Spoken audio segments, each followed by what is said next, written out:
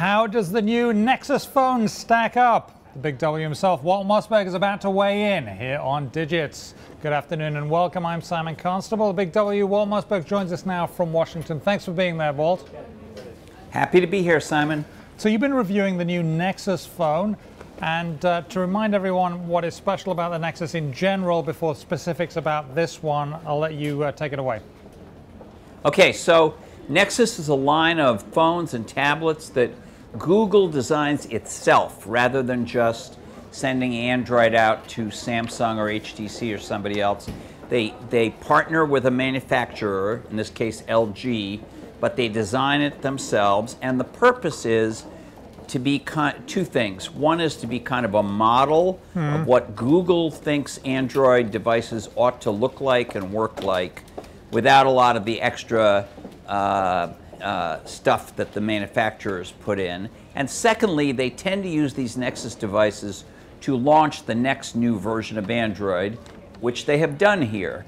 So then there's a new phone, Nexus 5, and it is the first device to come with a new version of Android, which is called KitKat. Okay, how does it stack up? What are the good things, and then we'll get to what are the drawbacks. What did you like? Well, let me separate this a little between Android and the phone, and I'll start with the new version of Android because that's going to also appear on other people's devices. The KitKat version of Android has a few new features. Not too many. It's not kind of a big feature change. What they really focused on with this was to take a new version of Android and make it fit into much less memory than usual, in the hopes that in the emerging markets where phones tend to have much less memory and cost something like, let's say, $79 unsubsidized, that those phone makers could use the up-to-date version of Android.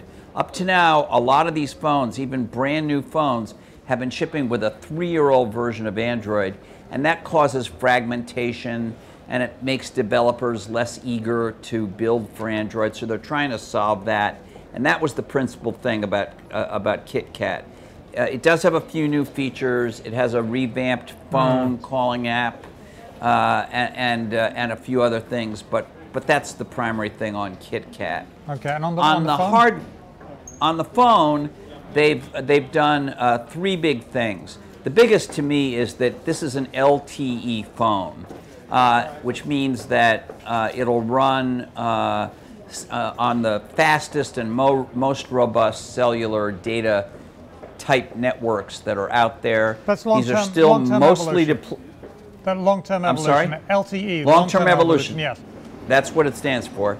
And it is especially widely deployed in the US, but it's being deployed more and more in Europe and other places. So that's number one.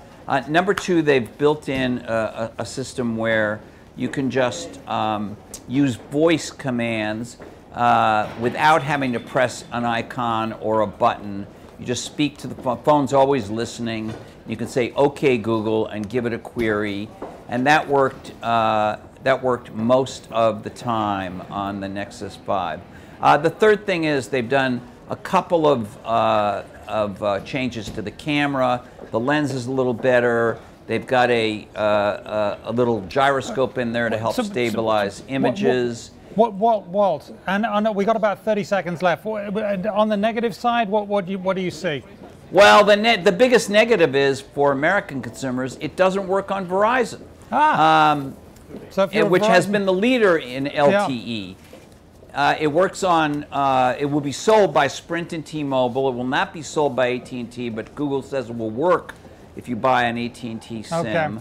Okay. But Verizon users aren't going to be able to use this phone.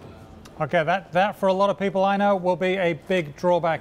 Thank you very much, Walt Mossberg, the big W himself. We appreciate your time, sir. Take care, Simon. I'm Simon Constable, and this is WSJ Live.